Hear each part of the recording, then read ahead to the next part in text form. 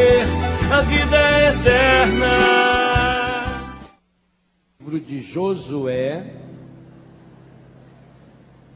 capítulo 6, seguintes.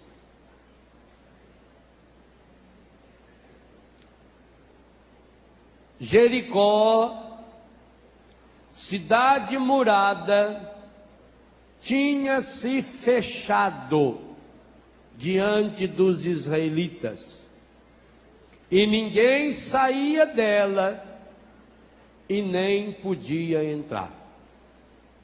O Senhor disse a Josué: vê, entreguei-te Jericó, seus reis e seus valentes guerreiros.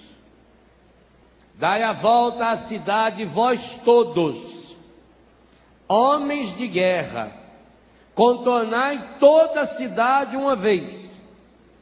Assim farás durante 6 dias.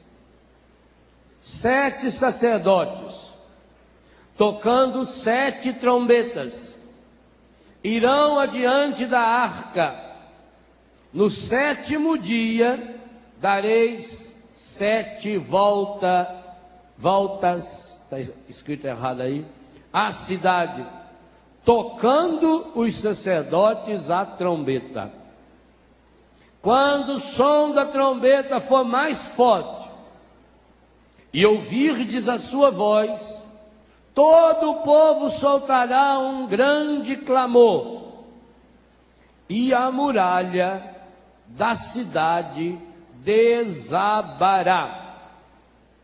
Então o povo tomará a cidade, cada um no lugar que lhe ficar defronte. Palavra do Senhor. Meus irmãos, nesses roteiros para que possamos experienciar milagres, esse texto é uma sequência natural daquele que nós meditávamos. Primeiro porque Josué é o que vai continuar a missão de Moisés. Nós sabemos que Moisés tirou o povo do Egito, conduziu o povo durante 40 anos pelo deserto, contemplou a terra prometida, mas não passou do outro lado do Jordão. E antes de morrer, Moisés passa o comando para Josué. Josué agora precisa conduzir o povo. E se você ler o 1º capítulo de Josué, observa as palavras de Moisés para Josué, são as mesmas palavras de Deus. Aliás, essa é uma regra fundamental para se experienciar milagres em todas as páginas da Sagrada Escritura e na vida. O que impulsiona o milagre é a força da palavra de Deus. Por que eu estou escrevendo e estou realmente passando madrugadas escrevendo no avião, em todo lugar? Porque cada vez estou me convencendo disso. Nós precisamos dar um jeito de fazer com que a palavra de Deus chegue ao coração das pessoas. Quanto mais a pessoa estiver impregnada pela força da palavra, maiores serão os milagres que ela experienciará. Porque, meus irmãos, nós não podemos esquecer que isso é um dogma da fé católica. A Igreja Católica afirma na Constituição Dogmática Dei Verbum, do Concílio Vaticano II, um documento que tem 40 anos, que nós adoramos a palavra da mesma forma que adoramos o corpo, sangue, alma e divindade de nosso Senhor Jesus Cristo. Então há alguma contradição entre os católicos.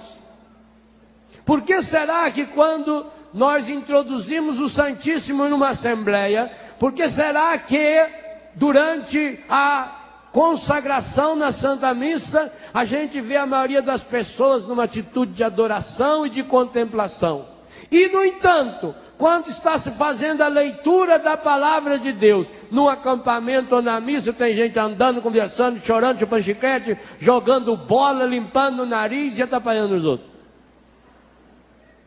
Mentira minha? Verdade ou não é? Lembra dele? Verdade ou não é? Então, alguma coisa está errada. Há um segredo que perpassa todos os grandes milagres da história: a força da palavra de Deus. É a palavra de Deus que, entrando em nosso coração, gesta, palavra que eu gosto muito, período de gestação, gesta o milagre. Aliás, eu queria deixar uma ideia bem clara, que você vai encontrar várias vezes nesse livro. Todo milagre precisa ser gestado. Todo milagre precisa ser, em primeiro lugar, concebido. Eu falei isso, terminava antes fazendo oração. Primeiro milagre precisa entrar na minha cabeça. O grande obstáculo para o milagre está aqui: eu não acredito em milagre. Uma vez alguém me perguntou, e essa pergunta está aqui nesse livro: padre, por que é que nós vemos tão poucos milagres? E eu disse: a sua pergunta está correta e já deu a resposta. Nós vemos poucos milagres, mas os milagres são inúmeros. E por que é que nós vemos poucos milagres? Porque nós não acostumamos os nossos olhos, já que quem não descer do cérebro para o coração nunca verá milagre. Isso é treino.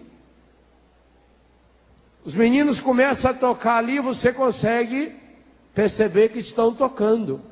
Mas alguém com o ouvido apurado vai dizer: por favor, a corda Mi do violão está meio tom abaixo. Sabe? Está semitonando. O maestro numa orquestra sinfônica, um Isaac Karabchevsky, ele pega só aquele pauzinho lá, sabe? Ele sabe o que cada um está tocando, inclusive quando não está tocando. E avisa. Fala: por favor, o cello está fora. Você não sabe nem o que é cello. Também tem gente que vai assistir um show de orquestra sinfônica, chega lá, pede para eles tocar a panela velha. Nós temos um padre que ele é músico clássico, ele toca violino, mas ele toca Chopin, Beethoven. E um dia ele, todo feliz da vida, levou o violino na paróquia para tocar. Chegou uma senhora e falou: toca Maria de Nazaré. Aí ele ficou tão ofendido, nunca mais levou o violino. Ele queria trocar a Nona Sinfonia, ele queria tocar aquelas músicas clássicas. Pediu Maria de Nazaré. Pior se fosse panela velha, não é? Então, nós não acostumamos nosso ouvido para ouvir. Uma pessoa que mora no interior, ele escuta um passarinho cantando, ele fala: ó, sabiá. Você escuta, sabe que bicho que é? É um passarinho. Só um curió, ó. Ó o canarinho dobrado, é macho. Olha que beleza. Por quê? Porque acostumou o ouvido. Pessoa que estuda obra de arte, ela olha numa arte e ela fala: isso aqui é de tal artista. O jeito de pintar, olha a iluminação do quadro, você olha, não tem luz nenhuma. Mas a pessoa vê, o quadro tem vida. Não é assim? Porque nós não acostumamos nossos olhos. A gente olha, mas não vê, não enxerga, não contempla. Assim também, meus irmãos, nós não preparamos o nosso coração para iluminar os olhos, para ver os milagres. E por que é que nós não fazemos isso? Pergunta: qual é a palavra que me alimenta?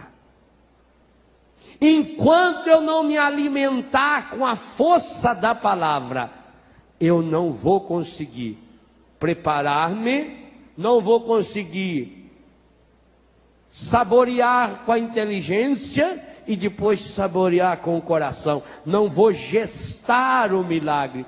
O milagre, para ser gestado, precisa da palavra. Veja, o próprio Deus, para fazer o maior de todos os milagres que ele começou a fazer e continua fazendo agora, o milagre da criação. A criação é o mais espetacular, o mais visível de todos os milagres. São Paulo vai dizer no capítulo 1 de Romanos, a pessoa que olhando a natureza não conseguir chegar até Deus, essa aí não chega nunca.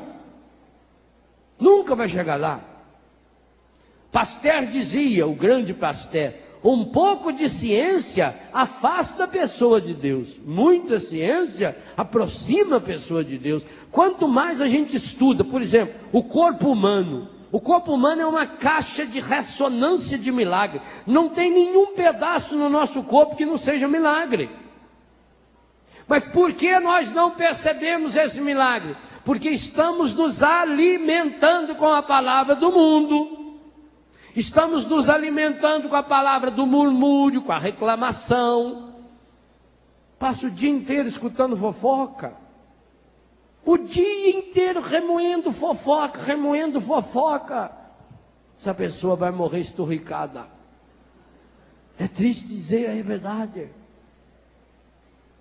Porque não alimentou com a palavra. São Paulo vai escrever a Timóteo.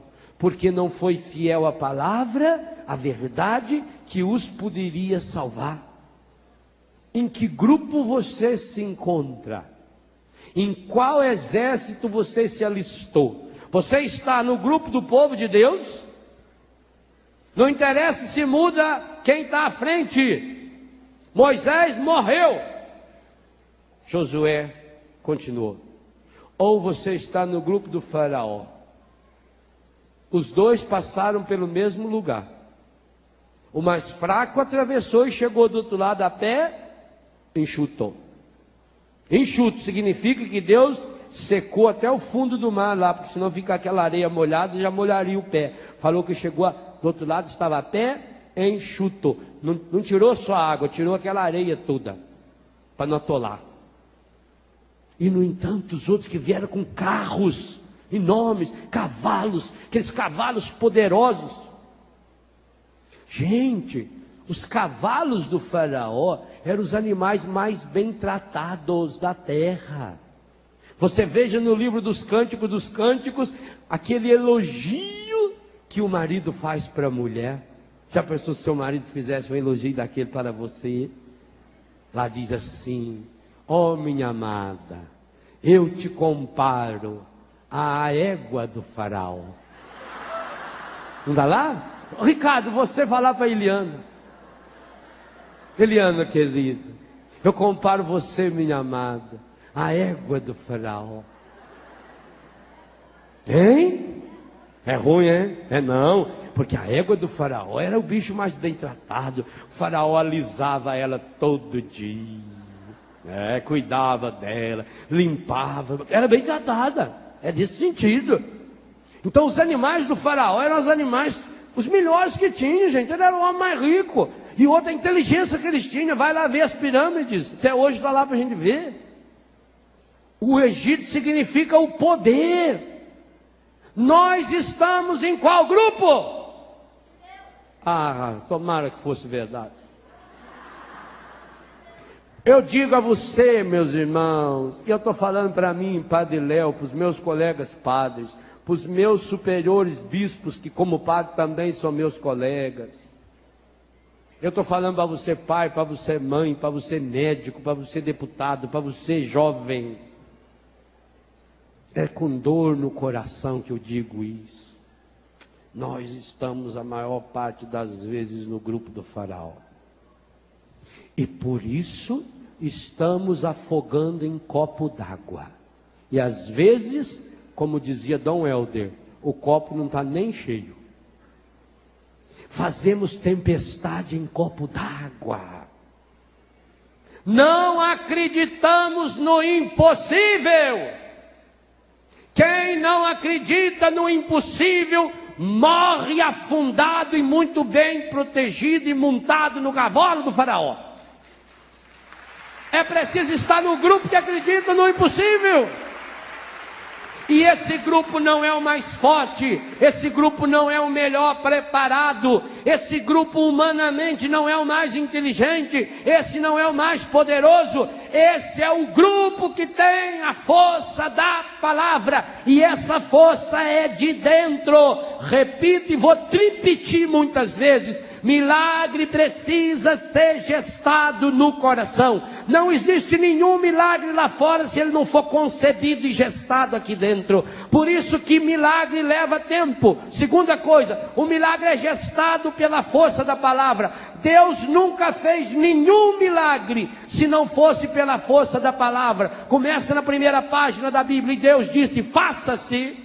E tudo começou a fazer. O milagre é força da palavra. Jesus não fez nenhum milagre sem falar, sem proclamar uma palavra. Eu quero ser curado, levanta, vai, não peques mais, faça isso, faz aquilo. Jesus dá palavras de milagre, e essas palavras que dão forças.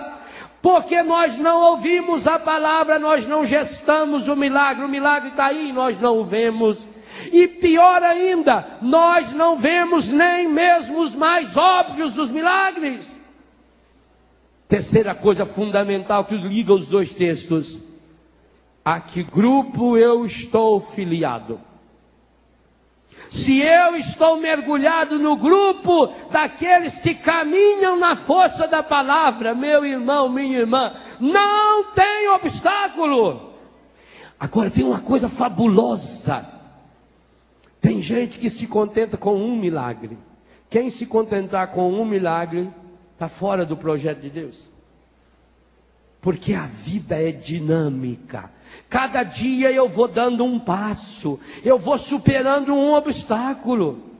Para chegar na terra prometida, o povo de Deus precisou atravessar o Mar Vermelho. Agora estava tudo pronto, agora estava tudo bonito, agora já estava tudo certo. Eles já estavam lá. Precisaram repetir o milagre. Aliás, eu sugiro que você leia também o livro de Josué, ao menos do capítulo 1 ao capítulo 6. Eles precisaram. Para entrar, atravessar o Jordão, já precisou de um milagre. E aliás, esse milagre vai se repetir depois. Olha, é uma coisa muito interessante na Bíblia. Na Bíblia existem alguns personagens que fizeram muitos milagres. Moisés, tem muito milagre. Josué, muitos milagres. Elias fez muitos milagres. Eliseu fez milagre depois de morto.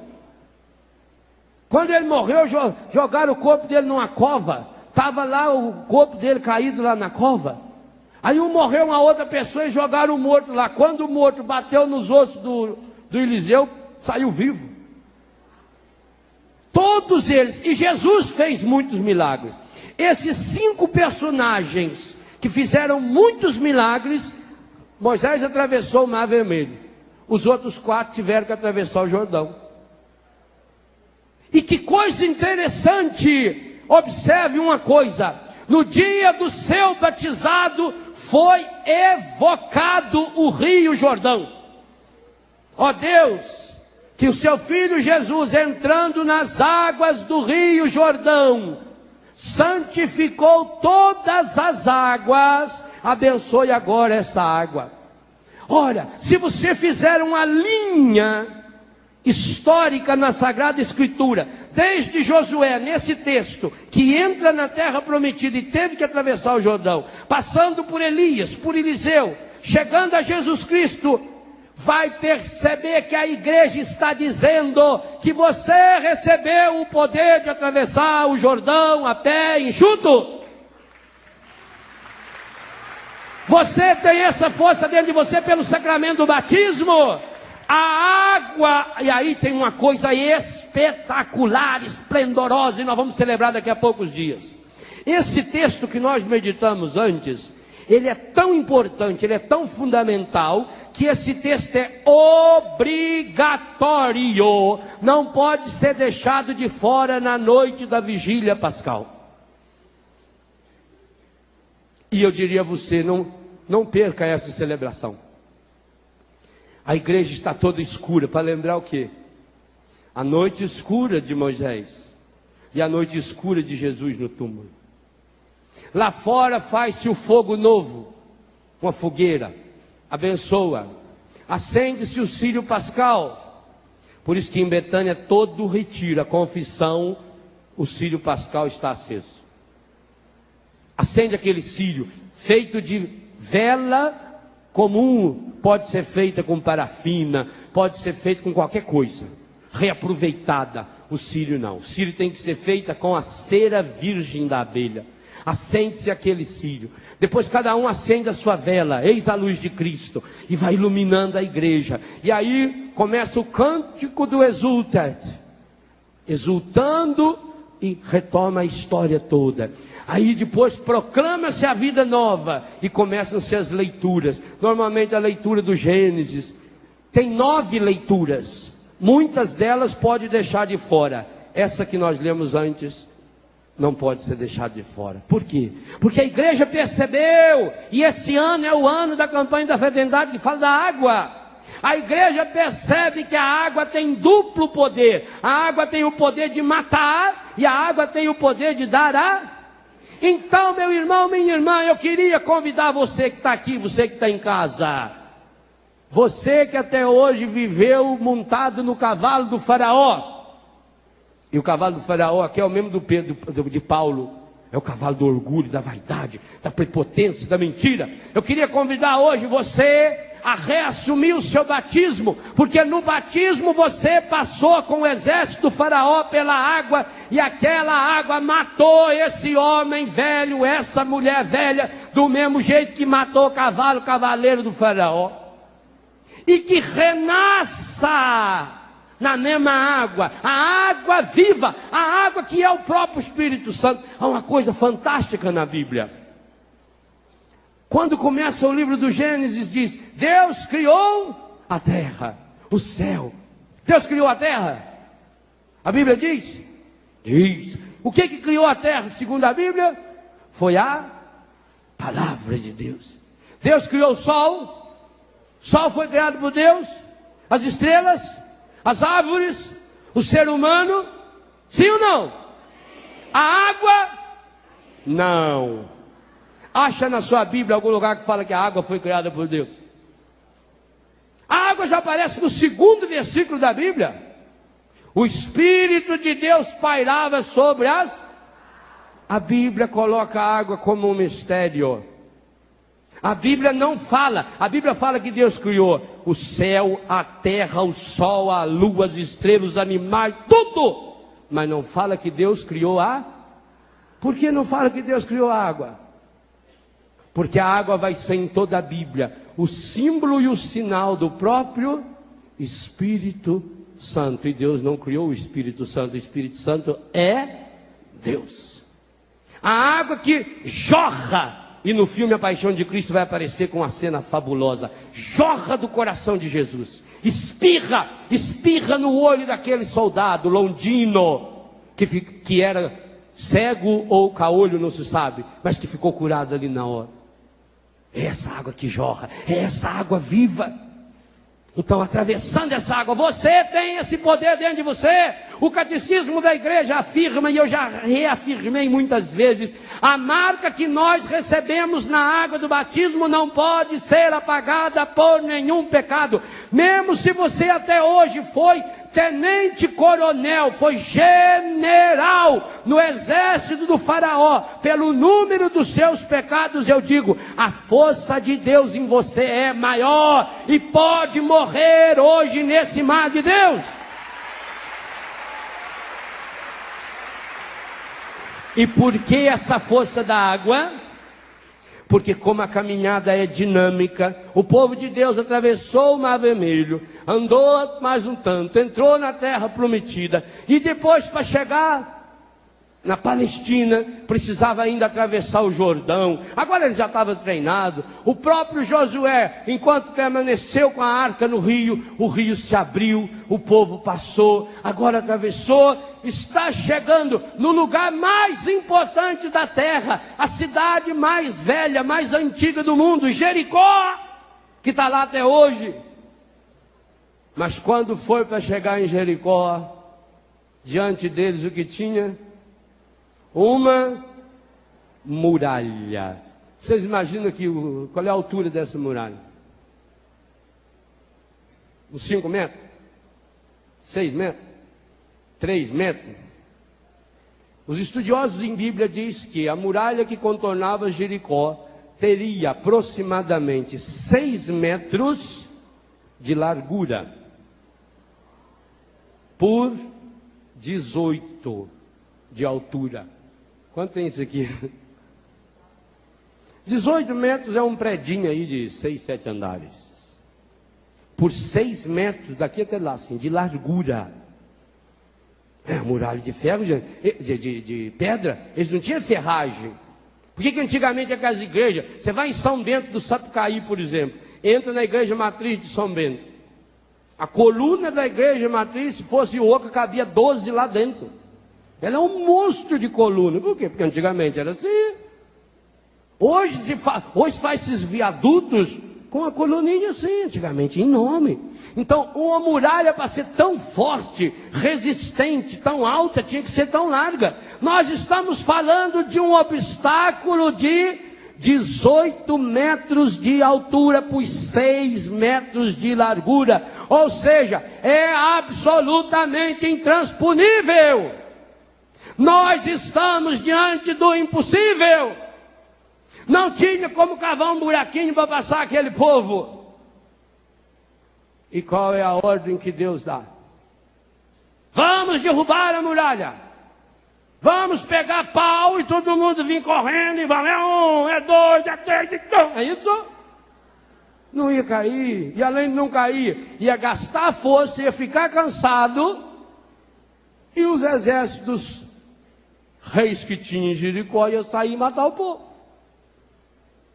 Que força é essa que o Senhor vai ensinar? E eu acho isso espetacular. Que força é essa que o Senhor vai ensinar para derrubar a muralha? Primeiro, a força da palavra. Segundo, a força da comunidade. Que coisa interessante. Por que Jesus nunca fez nenhum milagre para satisfazer os seus próprios interesses? Jesus nunca fez um milagre para se favorecer. O demônio até pediu para ele fazer. Aliás, lá pertinho de Jericó, o Monte das Tentações, quando a gente vai a Jericó, a gente vê o monte, a gente vai lá no monte.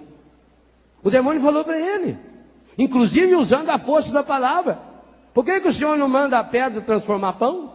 Ele tinha poder, porque ele multiplicou quantos pães? Por que o Senhor não pula daqui e os anjos vão levantar o Senhor? Jesus nunca fez milagre para si. Quem pensa em si, quem pensa somente em si, nunca vai experimentar milagres. Por isso, a pedagogia de Deus. Também Jesus nunca fez milagres para satisfazer a curiosidade de ninguém, nem mesmo daqueles que queriam acreditar nele. Herodes pediu para ele: faz um milagre que eu acredito. Os sumos sacerdotes, os doutores da lei falaram para ele publicamente: faça um milagre, desça da cruz, que nós vamos acreditar que és o Messias. Descer da cruz não é milagre. Qualquer covarde desce da cruz, qualquer covarde foge da cruz. O milagre é assumir a cruz, morrer na cruz e mostrar que a cruz não tem poder sobre mim, e vencer essa cruz. Tem que mudar a ótica do milagre. Descer da cruz qualquer imbecil conseguiria, mas passar pela cruz, ultrapassar a cruz, o milagre vem quando se ultrapassa. E ultrapassa-se quando enxerga o que está além. Como é que uma pessoa olhando para uma muralha de 6 metros de largura, 18 metros de altura, consegue enxergar além? Na força da fé. E essa fé, meus irmãos, aqui está um elemento importantíssimo. Essa fé não é um golpe de sorte. Não é um botão que se aperta. Não é como ganhar na loteria. Milagre não tem nada a ver com golpe de sorte. Milagre tem que ser construído e gestado. E a pedagogia de Deus é fabulosa. Qual foi a ordem que Deus deu a esse povo? Que eles caminhassem juntos. Não mandou ninguém sozinho. E que eles começassem a dar volta em torno da muralha. Eu preciso conhecer o meu inimigo por completo. Eu preciso dominá-lo. Cada dia dá uma volta. Leva a arca. Toque a trombeta. Trocar a trombeta significa põe o seu coração em Deus. É aquilo que nós falamos em todas as missas, corações ao alto. E nós mentirosamente respondemos, o nosso coração está em Deus. Quando na verdade está lá no lodo do pecado, da mentira, do ódio. Contornar cada dia. No 7º dia, você vai dar 7 voltas. Você sabe que na Bíblia o número 7 é perfeito. Aliás, quando Naamã, aquele homem importante da Síria, que tinha lepra, veio para ser curado, o profeta Eliseu, ao invés de ir lá receber, ele era muito importante.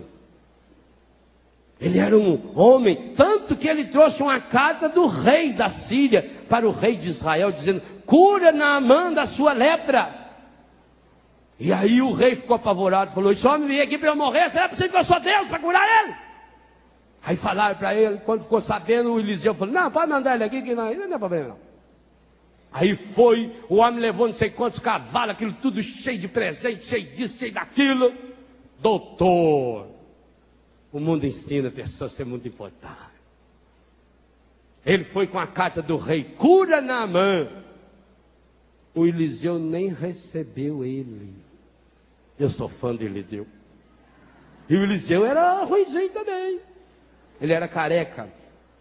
De uns rapazes começou a chamar ele de careca, ele olhou nele, saiu uns ursos da floresta, matou 42 rapazes. Turma de careca aí, vocês leiam muito Eliseu, que ele pode ajudar você. Quando chamar você de careca, você só dá uma olhada assim que saiu o ursão lá. O Eliseu nem atendeu Naamã. Ai, ele ficou tão ofendido, Naamã. Sabe o que Eliseu falou para ele? Lembram? Entra 7 vezes no Rio Jordão. Está no 2º livro dos Reis, capítulo 5. Depois você lê. E o Naamã já queria ir embora. Disse, o quê? Ele nem me recebeu. Eu sou Naamã. Eu sou um homem muito importante. Eu sou doutor. Sou autoridade. Eu estou aqui com a carta do rei da Síria. Enfia essa carta nos olhos, Santa. E estava indo embora xingando o profeta, que era louco.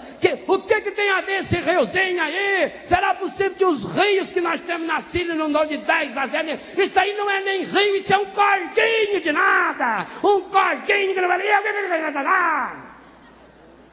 Ele estava indo embora com a lepra. Aí teve, graças a Deus, alguém que tinha gestado o milagre no coração, virou e falou assim, doutor Naamã, se o homem de Deus tivesse mandado o senhor fazer uma coisa difícil, o senhor fazia? Fazia.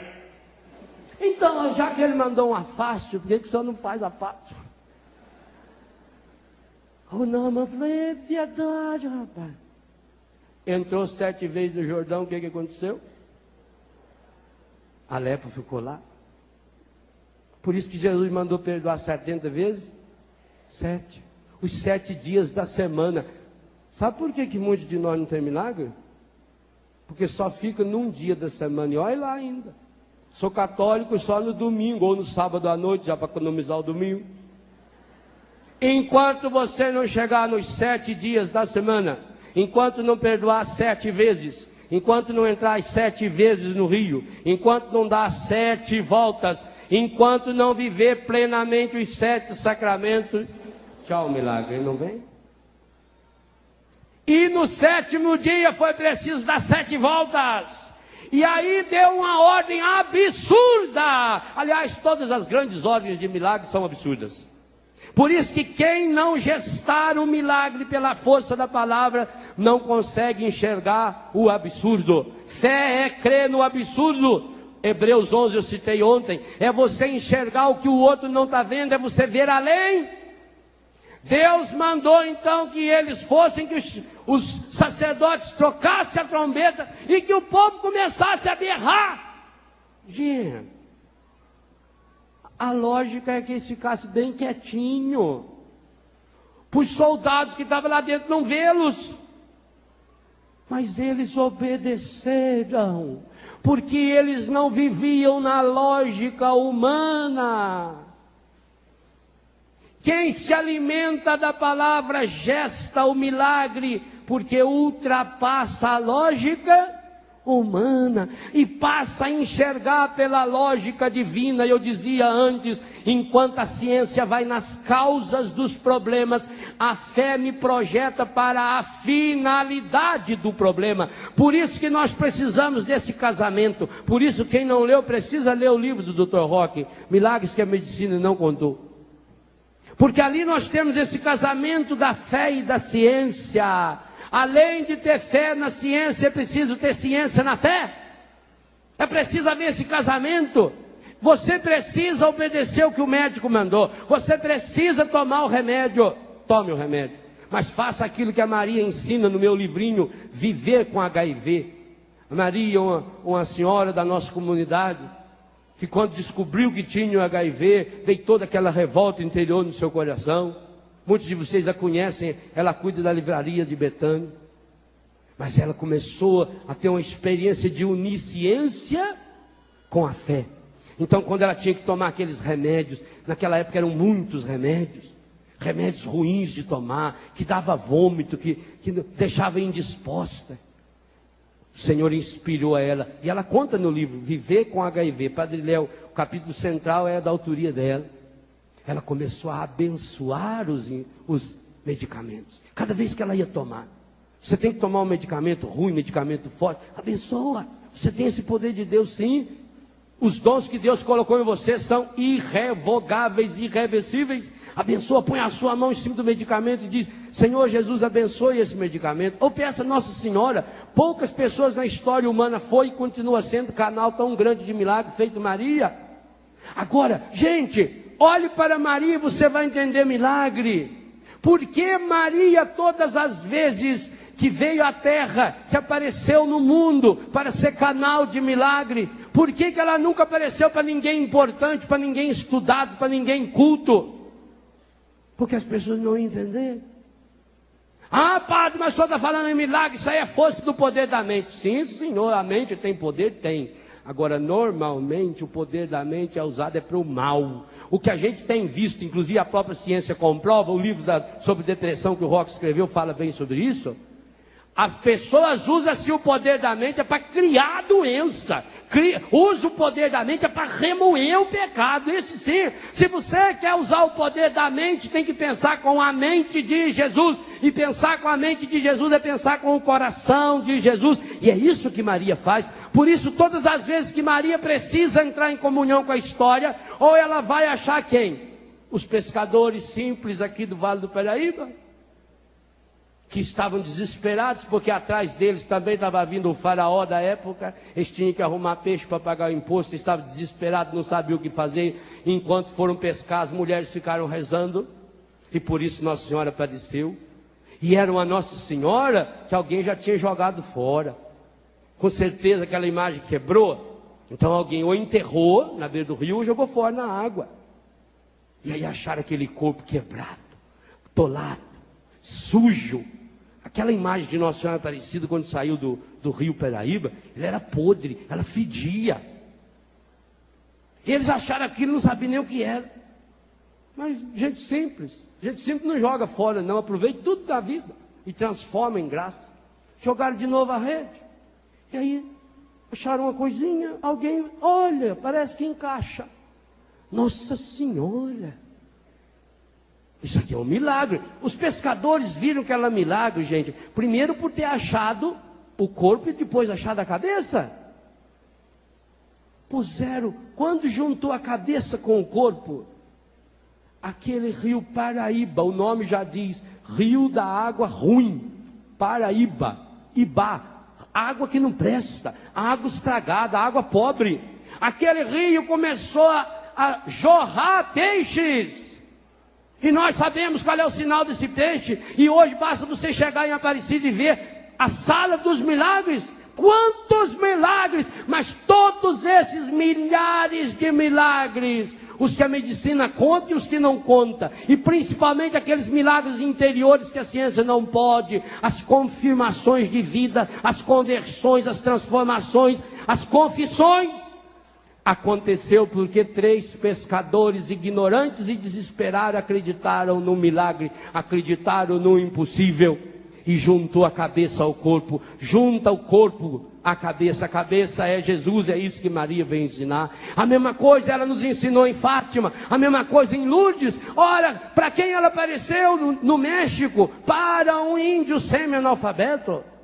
Em Lourdes, para uma menina ignorante, pobrezinha e simples, de 12 para 13 anos de idade, lá no meio de um chiqueiro, lá onde se jogavam os lixos e por isso os porcos iam comer.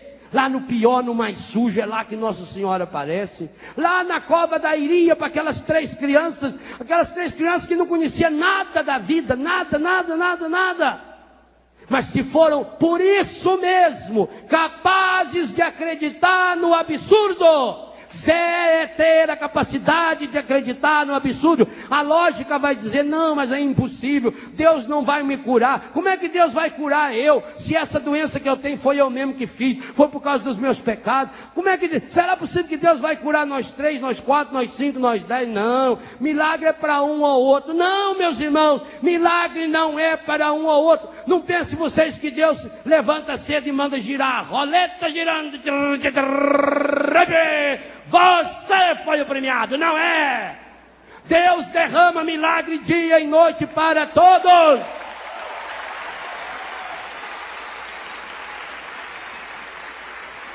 Milagre não é para alguns privilegiados, mas existem condições para o milagre, e é isso que nós estamos tentando aprender. E a condição para o milagre é: eu preciso sair do grupo do faraó. Ah, meu irmão, você precisa sair. Se você está no grupo do faraó do pecado, da mentira, do ódio, sabe aquele grupinho da fofoca? Eu não sei se lá na sua terra tem isso. Sabe aquele grupinho que faz reuniões religiosas para fazer o mal? Quanta gente vai nessas buraqueiras que tem aí, que o demônio vai achando, essas falsas religiões. Você precisa sair. Não vai ser fácil, não vai. Sabe por que não vai ser fácil? O faraó já entrou dentro da minha e da sua casa, através das novelas, através dos filmes, e já encheu a sua cabeça. Você pensa com a lógica humana, e por isso você pensa mal das pessoas. Por isso, e quando a gente pensa mal das pessoas, a gente fica alimentando doença dentro de nós. Alimenta. A cura do ressentimento, que eu explico naquele livro. Está lá os dados da ciência. Quanto mais a ciência evoluir, melhor vai ser para nós aprender a apreciar os milagres. Mas eu preciso sair daquele grupo. Não tem cura sem libertação. Saia do grupo do faraó. Outra coisa. Agora também tem 2 grupos. Nesse capítulo 6 que nós estamos lendo. Um grupo que estava do lado de fora da muralha. Jericó, cidade murada, tinha se fechado diante dos israelitas. Eles estão para lá, fechou para cá. E ninguém saía dela, nem podia entrar. Não tem 2 grupos? O grupo que ficou lá dentro, fechado. Aparentemente, qual era o grupo protegido? Hein? Vamos pegar do primeiro milagre. Qual era o grupo protegido? O que tinha o faraó, que tinha carro, cavalo, cavaleiro. Nós já estamos vendo lá aqueles grupinhos de safados sem vergonha dos israelitas que fugiu de nós. Olha lá, nós vamos pegar eles. Não é assim? Agora aqui também, qual é o grupo protegido na lógica humana? E não minta para mim nem para Deus. Você queria estar fora ou dentro? Eu com certeza estava sentado lá dentro. Estava não. Estou. Muitas e muitas vezes. Quantas vezes eu estou pior do que esse povo de Jericó? Pior. Estou lá trancado, fechado no meu egoísmo, na minha mágoa, na minha raiva, naquelas tristezas, nas angústias que eu vou deixando tomar conta do meu coração. O Senhor não é assim? Louvado seja Deus. Então você já é um milagre, canal de milagre. 2 grupos. Em qual você se encontra? Naquele que está fechado? Protegidinho? Você construiu já uma muralha? Talvez essa muralha inclusive é feita de gente. Eu tenho aqui meus assessores, eu tenho aqui os meus cupichos, eu tenho aqui aqueles que me protegem, eu posso inclusive viajar porque eles estão vigiando, estão cuidando para mim. Qual é o tamanho do muro que você criou? Talvez o muro seja sua casa. Você já encheu de alarme, fechou tudo. Você está protegido lá dentro, né? Eu dentro da minha casa eu faço o que eu quero, que eu bem entendo, ninguém tem nada com isso. Fica trancado lá. O muro vai cair. Meu irmão, minha irmã, qual é o tamanho do muro que você levantou? Talvez esteja aqui um muro que precisa ser derrubado hoje para que tenha milagre. O muro entre você e seu marido, entre você e sua esposa, entre você e seu pai, entre você e sua mãe, entre você e a sua comunidade, entre você e Deus. Quantos de nós vamos criando muros e vamos nos fechando? A doença sua abriu os seus horizontes ou fechou? Se fechou, você vai morrer lá dentro desse muro. Eu fico triste de dizer isso, mas você vai morrer dentro desse muro. É aquela pessoa que vai se fechando, e no fechamento ela vai remoendo, o remédio não faz efeito. O remédio certo, o médico olha, fala, mas meu Deus, eu não entendo. Esse remédio aqui, ele é eficiente, ele é eficaz. Por que será? Faz todos os exames, não, mas está certo. Tem algo que a medicina não consegue. Milagres que a medicina não contou. Se você não leu, você tem que ler, porque lá vai mostrar isso. Aquele papel do médico, que ao invés de perguntar o que está doendo na sua perna, pergunta como é que está seu coração. Quando esse médico faz isso, ele é o próprio Jesus perguntando a você. Há uma área que não tem nenhuma máquina desse mundo, nenhuma computadorizada, como é que chama lá? Topografia, como é que chama? Como é? Tomografia computadorizada, que vê tudo. Ela vê cada coisa do seu cérebro, ela vê tudo. Mas tem lá dentro, a ressonância magnética não vê a mágoa. A cintilografia óssea não vê a mágoa que está grudada no osso. Ela mostra uma mancha no osso. A cintilografia óssea não mostra o ódio que ficou lá. A tomografia computadorizada de elevadíssimo nível, o exame de sangue que é capaz de dizer cada miligrama de cada coisa que tem lá dentro, ele não consegue medir quantas miligramas de tristeza, de ciúme, de ódio, de ressentimento, de raiva, de impureza. Por isso não está fazendo efeito. E eu digo a você, saia desse muro, rompa essas barreiras. E só tem um jeito de você ser vitorioso quando esse muro cair. Esse muro cairá. Pode escrever, esse muro vai cair. Milagre não é para que a pessoa não morra, todo mundo vai morrer. Jesus ressuscitou Lázaro, Lázaro morreu de novo. Nós queremos um milagre assim, eu quero um botão. Sair do muro significa pare de pensar só em você.